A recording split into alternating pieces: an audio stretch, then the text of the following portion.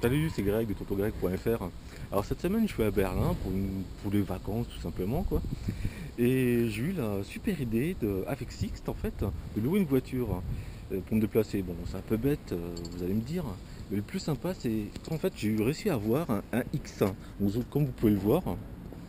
Donc en fait c'est un X1 de l'idée X-Drive, on va dire tout ce qui est plus banal, mais je vous avoue que pour une semaine c'est quand même super bien. Alors comme vous voyez devant une grosse calandre qui rappelle bien quand même BMW. On va faire le tour sur le côté. Bon malheureusement chaussé avec des pneus neige. Bon c'est pas ce qu'il y a de mieux mais bon ça on fait avec. Le fameux tatouage X-Drive de l'idée. On va passer à l'arrière.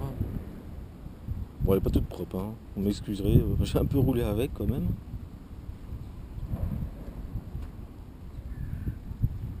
Voilà pour la petite tour de l'extérieur. Je pense que vous le connaissez déjà, vous l'avez déjà croisé assez souvent. Peut-être une petite minute culture pour expliquer un peu les plaques d'immatriculation en Allemagne.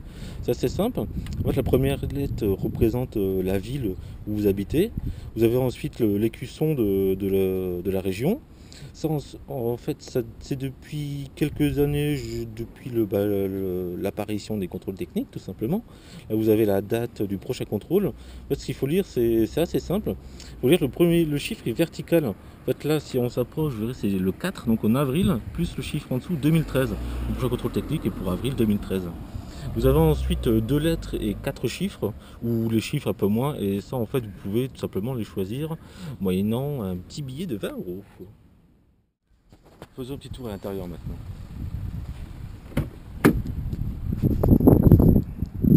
Alors, on a quand même du typique BMW. On retrouve bientôt la commande du e-drive, qui est le e-drive de seconde génération. D'ailleurs, très très pratique, j'avoue, que le premier est beaucoup plus réactif, avec plus de gadgets, bien entendu. Le poste de pilotage, ou de conduite, est aussi du typique BMW. Je suis juste un peu déçu par la qualité du volant, ça fait vraiment plastique. D'ailleurs, je me demande si c'est pas du plastique à la place du cuir. C'est vraiment très décevant. Pour le reste, c'est plutôt sympa, quoi. Sauf là, tout ce qui est brillant, je trouve c'est... en fait, ça prend vachement la poussière et la trace des doigts, comme vous pouvez le voir, ça reste, donc ça salit très vite, donc c'est un peu dommage. Le plastique est aussi, là, je trouve, au niveau qualité, c'est pas ce qu'il y a de mieux, je sais pas, aussi grosse déception.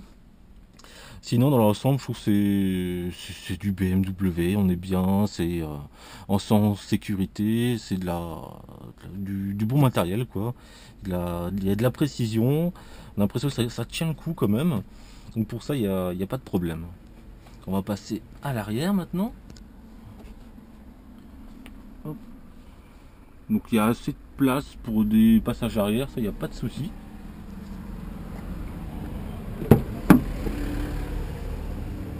Alors, le siège passager est un peu reculé, donc c'est normal, on n'a pas trop de place. Mais sinon, comme vous pouvez le voir, on peut tranquillement être assis, il n'y a pas de souci. On va passer au coffre maintenant. Ah, faut que j'enlève mon sac à dos, ce serait mieux. Donc comme vous voyez, le coffre est assez grand, je dirais assez long même. Le seul problème, c'est qu'il n'est pas assez haut pour moi. Je suis venu avec une grosse valise, donc ça a pris tout l'emplacement.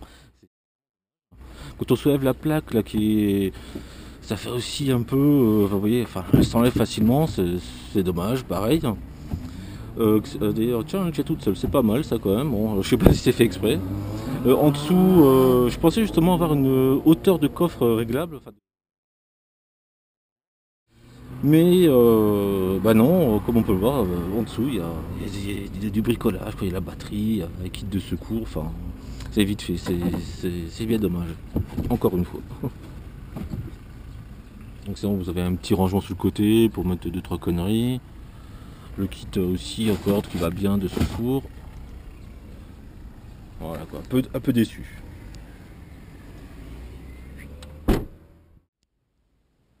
Alors si vous voulez bien faire un petit tour, on va voir, je vous donner mes impressions en fait comment roule ce X. Alors, comme d'habitude, on met la clé dans le trou qui va bien. Alors, on va éteindre la radio, ce sera mieux. Donc en fait, cette voiture est équipée du boîte automatique séquentiel. Et j'avoue, c'est très pratique en ville. Je suis vraiment, c'est très doux, quoi, une continuité au niveau de l'accélération, c'est super. Par contre, c'est au niveau reprise, si on veut être un peu plus péchu. Là, limite, je trouve ça dangereux parce que on a un temps de réaction. Déjà le temps du turbo, c'est pas, on peut avoir une seconde, plus encore le temps à la boîte de comprendre qu'il faut rétrograder. Donc rien que ça, je trouve quand on doit doubler peut-être à vélo ou une voiture, c'est vraiment pas ce qu'il y a de mieux, quoi. Donc on va démarrer ça là. Voilà, ça a démarré, ça démarre super bien, ça n'a pas de problème. Par contre, ce que je trouve dommage, c'est un peu bruyant. On sent les vibrations du diesel. Donc ça, après, c'est un diesel, c'est normal. À comparer avec d'autres moteurs, peut-être le 6 cylindres s'il tourne mieux. Parce que là, je vous l'ai pas dit, mais on a un 4 cylindres, on a 2 litres 4 cylindres diesel qui fait enfin à peu près, il fait normalement 177 chevaux. Et donc ce sera à comparer avec si un diesel est plus doux, enfin si un 6 cylindres est plus doux et moins bruyant. Donc je vais couper et je vais accrocher la caméra pour faire un petit tour tout de suite. Déjà, je peux vous parler de sa consommation. Ça fait quelques jours que je roule avec quand même, je fais que de la ville. Et là, l'ordinateur de bord m'indique 9,6 litres en moyenne. Alors, sachant que il y a vraiment très peu de bouchons sur Berlin, donc là aussi, petite déception, je m'attendais à 8 litres, 7 litres, donc je trouve quand même qu'il consomme. Et j'ai le pied léger, ça va.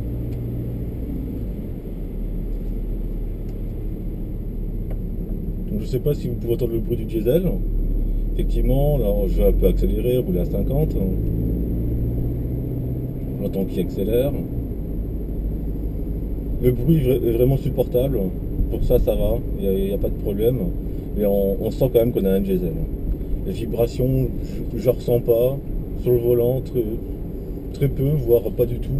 La boîte de vitesse, bon, de toute façon, j'en sens pas, mais même s'il y avait des vibrations, c'est automatique, on n'a limite pas à la toucher. La conduite, très bien, très douce. On met la voiture où on va, il n'y a pas de problème. Donc pour ça, un gros plus, quoi, la conduite, c'est vraiment parfait.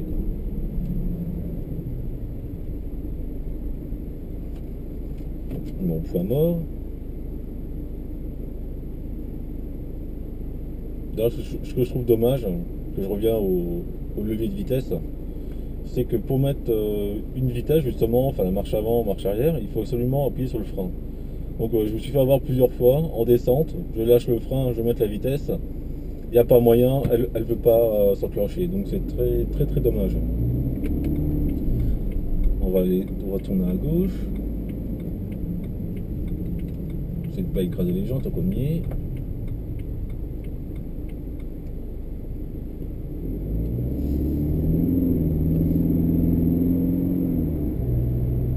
Le passage à vitesse est lui aussi très doux. J'étais très étonné quand même, ça passe vraiment. On sent quand même un gros patinage à l'embrayage pour que ça soit aussi doux. Et c'est un peu déstabilisant au début. Mais après, on s'y fait, il n'y a pas de problème.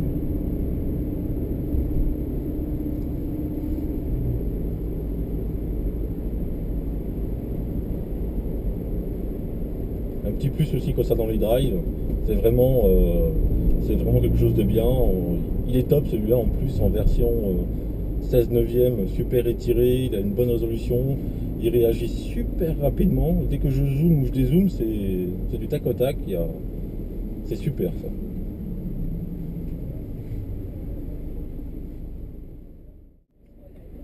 Donc en fait, pour revenir sur le volant quand même, que j'apprécie vraiment pas du tout. Il est assez fin. J'ai l'habitude d'avoir sur ma 325i un volant sport. Donc pour ça, il est vraiment bien, il est assez épais, on l'a bien en main. Mais celui-là, ça fait vraiment jouer. Limite, j'ai envie de dire, le volant que j'ai à la maison pour jouer à la console est beaucoup mieux. Donc là, c'est pas top quoi. Après, bon, on a quelques boutons quand même sur le volant. ça, on apprécie, ça c'est super bien, quelques commandes, du basique, le téléphone, la radio, on n'en demande pas plus, je veux pas un clavier de PC devant mon nez.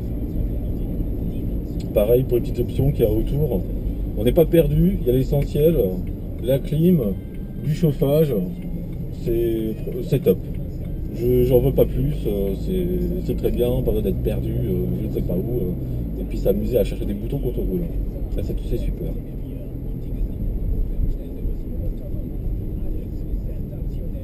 Niveau suspension, là sur la route ça va très bien. En fait dès qu'on rentre sur des pavés, ah, ça j'y suis. Là c'est un peu la misère, on les sent trop quoi. La suspension est vraiment ferme. D'un côté c'est un plus, c'est bien, ça tient la route. Quand on est sur une route macadam très lisse, il n'y a pas de problème. Mais là, ouais, les pavés, heureusement qu'on n'a pas beaucoup à faire des kilomètres là-dessus, parce qu'on vraiment on les sent beaucoup quoi. En plus en pneu neige là, il devrait être plus ferme, et vu la température, il fait là 28 degrés, ça serait plus tendre, mais là c'était pas trop le cas. Donc en fait, BMW a monté ce X1, cette carrosserie sur un châssis quasi de série 3, donc qui était censé normalement être assez bas. Là, il aurait aussi, si je ne me trompe pas, de 10 mm. Donc c'est pour ça qu'ils ont mis des suspensions plus fermes, vu qu'ils augmentent la hauteur du châssis, donc ils sont obligés de raffermir les suspensions pour qu'elles tiennent à la route, sinon elle partirait en vrille la voiture. Et du coup par rapport à ça, ça n'a pas vraiment une vocation de 4x4 en fait. On est surélevé, ça a une tête de mini 4x4, mais c'est pas fait pour aller dans les champs, ça je vous rassure.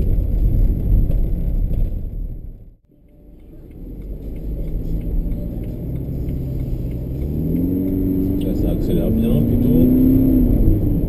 177 chevaux. Ça, on est plutôt bien. En plus en diesel, du couple, pas de problème là-dessus. Juste comme je vous l'ai dit tout à l'heure, ça dépend vraiment à quel régime moteur on est. Si on est dans la bonne plage, c'est-à-dire vers aux alentours des 2000 tours, là c'est bon, on a tout de suite de la pêche et ça envoie direct, on le sent. Par contre, vous commencez à accélérer entre 1000 et 1500 tours. Alors tant que ça rétrograde, que le turbo se mette en route, c'est bon, vous avez le temps de faire un carton, j'ai envie de dire. Un petit camion de police là sur notre gauche, donc je ne peux pas descendre à la rue là.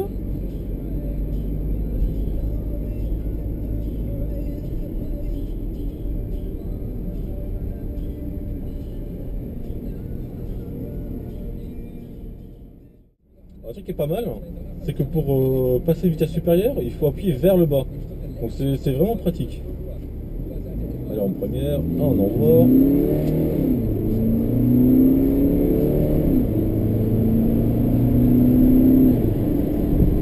Je suis à 90, 100, ça suffit. Je vais me faire griller dans quelques minutes là, si je continue à faire des allers-retours. Voilà.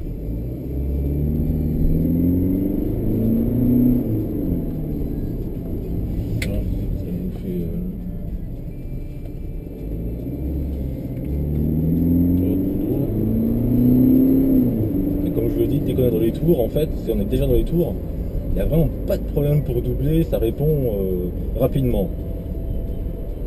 Et il faut être dans les tours, toujours ça. Ah, c'est bon, DSC off, ce sera plus rigolo. On se met aussi en manuel. Première, on envoie, on est quoi, 2000 tours, hop.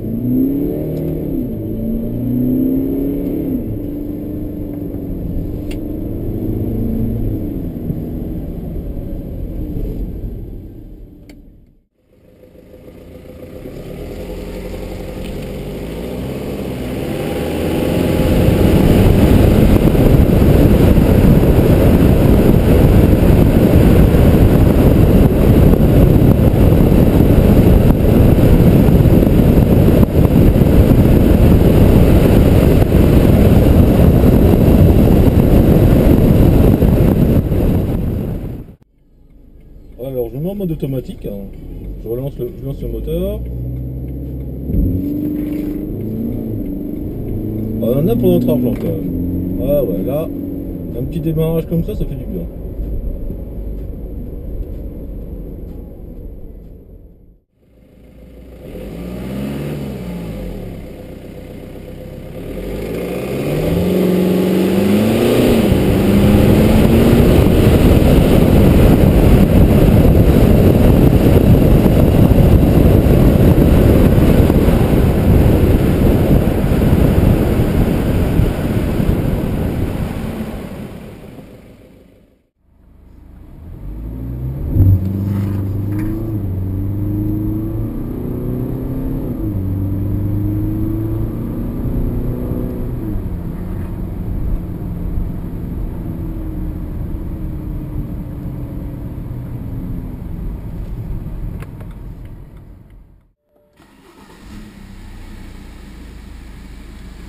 Quand même assez bruyant pour faire un petit tour.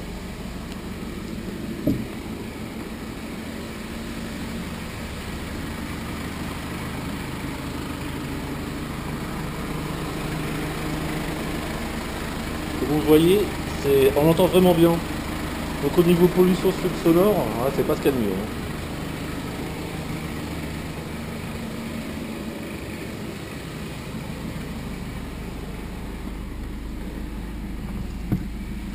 Voyons si j'accélère un peu. C'est pire, normal. On ferme la porte. On est un peu mieux quand même, heureusement qu'ils l'ont bien insonorisé.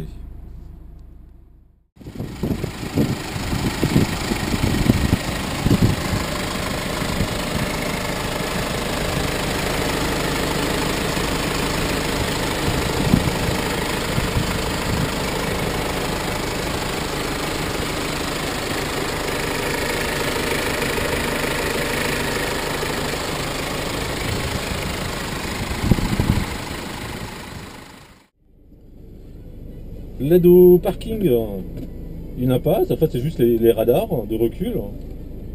Et je trouve qu'ils sont hyper pratiques, comparé à la première série en fait. Avant on avait toujours le bip bip et des couleurs, vous les voyez sûrement là. En fait les couleurs sont progressives, donc on voit vraiment où on en est. D'ailleurs je vais pas tarder à me prendre les murs. On va bien se garer devant le GLK devant là. Ah oui, voilà, parfait. Hop, parking. Bon voilà, écoutez, je suis quand même satisfait de ce X100. Pour moi, c'est une bonne voiture. Par contre, à utiliser, il faudrait vraiment savoir ce que vous voulez faire avec. Pourquoi vous achetez ça? Faire des grands trajets avec, c'est possible. Avec des enfants aussi, ça marche. En plus, à une position assez haute, donc on est très bien, il n'y a pas de problème. Pour faire de la ville, c'est pas mal, la boîte automatique est d'enfer.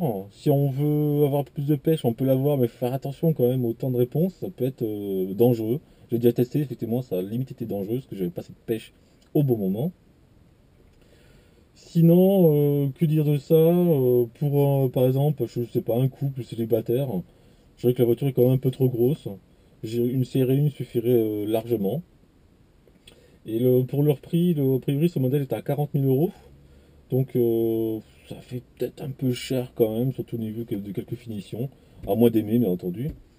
Donc écoutez, c'était. Enfin moi, en tout cas, je prends quand même du plaisir à la rouler, cette voiture, elle est très bien. Pour tous les jours, c'est parfait. Si vous voulez vous amuser un peu, là, il faudra passer votre chemin et aller un peu plus dans une série 1, plutôt avec un bon petit moteur PHU essence, ou la série 3 tout simplement, là, qui est très connue. Donc écoutez, merci de m'avoir suivi et donc au prochain essai sur tontongreg.fr. À très bientôt, bye bye.